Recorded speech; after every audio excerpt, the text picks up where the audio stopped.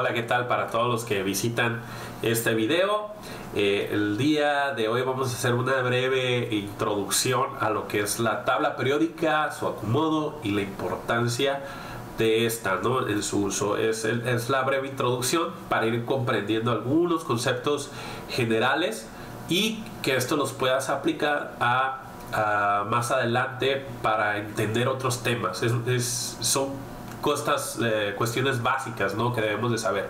Uno de los grandes problemas que existe con respecto a esto es que a veces no entendemos lo más básico referente a la explicación de, pues, para qué sirve la tabla periódica, ¿no?, en general. Pero bueno, podemos llegar a un resumen donde la tabla periódica es un compilado de información que nos va a ayudar a poder encontrar características muy específicas de los átomos. Bueno, espero te sirva y échale muchas ganas. Nos vemos. Ok, el día de hoy vamos a hablar sobre la tabla periódica y la clasificación periódica de sus elementos. Entonces, lo que podemos ver es, en general, es que la tabla periódica es un concentrado de información que nos dice características específicas de cada uno de los elementos. Si observamos, esta tiene un acomodo como lo vemos aquí en la pantalla. Y bueno, la generalidad de esto es que las tablas periódicas que nosotros podemos adquirir en diversos lugares trae información que podemos utilizar pues en el estudio de los elementos, así como en el comportamiento de los mismos, y cuando forma compuestos podemos observar también ciertas características. Ojo, aunque tengamos compuestos formados por elementos, las propiedades de estos compuestos van a ser muy diferente a la composición o a las propiedades de los elementos por sí solo.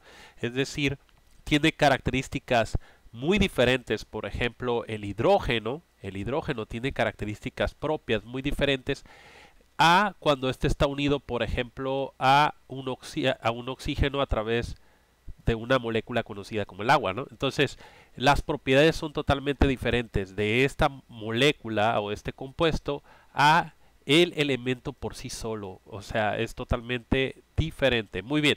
Entonces, ¿qué podemos hablar en general? Bueno, la tabla periódica fue diseñada a lo largo de la historia por diversos científicos, y podríamos hablar de los últimos tres, por así decirlo, donde Newlands, Mendeleev, Meyer, que son científicos que estuvieron estudiando sobre esto, llegaron a esto que tenemos aquí.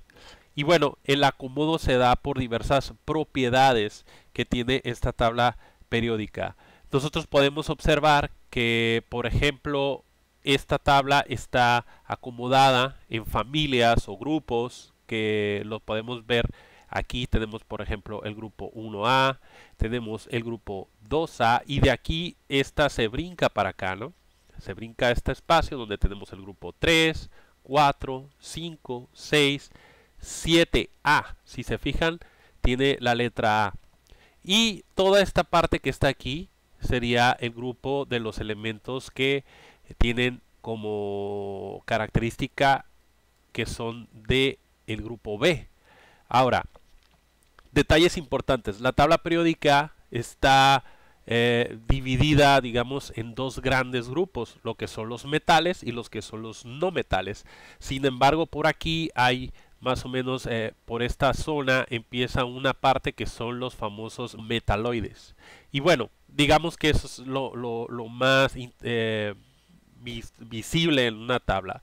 Entonces podemos hablar que las tablas periódicas están divididas de esa forma. Más o menos son 88 a 90 metales y el resto no metales y metales de transición. Los metales de transición no son muchos. Y bueno, las características son muy específicas. Características de los metales: sabemos que conducen electricidad como una de las principales características, conducen energía, por así decirlo. Podemos hablar de electricidad, calor, etcétera. Y tienen otras características como es la ductibilidad, la maleabilidad, etcétera, etcétera. Los no metales, digamos que son al contrario de los metales, tienen un comportamiento en contra, por así decirlo. No son tan buenos conductores, no son dúctiles, no son tan maleables, etcétera, etcétera, ¿no? Entonces, ustedes pueden investigar un poquito más al respecto si es parte de su interés, pero realmente es algo muy general lo que podríamos englobar. Ahora, el acomodo de la tabla tiene mucho que ver con lo que habíamos visto en videos anteriores. Si no lo han visto, chequen esos videos de configuración electrónica. Por ejemplo, si se fijan, aquí tenemos el hidrógeno. El hidrógeno es el número 1 y su configuración sería 1s1. El litio es el número 3, por lo tanto su configuración es 1s2, porque dijimos que en el S cabían 2, y luego aquí sigue el 2s1. Luego tenemos el sodio, por ejemplo, que también es del grupo 1, y este es el 11 de la tabla periódica. Entonces aquí ya la configuración va a cambiar un poquito más extensa. Por ejemplo, tenemos 1s2, 2s2, 2p6 y luego sigue el 3s1. Ahora, lo que quiero que veamos aquí es que todos estos que están acomodados en esta parte tienen algo en común. Lo primero es que están en el grupo 1 y la justificación es que todos tienen en su último nivel un solo electrón. Si se fijan, aquí este tiene un electrón, aquí tiene un electrón y en este que está acá tiene un electrón. Todos coinciden en eso. Por lo tanto, podemos definir que los electrones de valencia, es decir, los electrones que están en el último nivel, nos va a decir el grupo donde está ubicado ese elemento. Este es en el caso de en este ejemplo, ¿no? Ahora, otro detalle importante, el número arábigo que indica el último nivel, que sería en este caso el 1, en este caso sería el 2 y en este caso sería el 3, es lo que llamamos el periodo. Quiere decir que el hidrógeno va a estar en el grupo 1, periodo 1, y exactamente este que está aquí es el periodo 1. Y luego el litio tenemos que está en el periodo 2 y tiene el grupo 1. Aquí está el litio, periodo 2. Recuerden que los periodos los medimos de forma horizontal, ¿sí? Y las familias las medimos de forma vertical. Entonces el periodo 1 sería el del hidrógeno, el del litio el 2.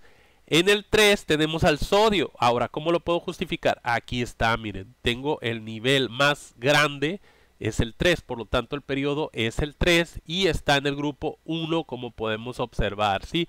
Entonces podemos ver ese detalle y en esa característica.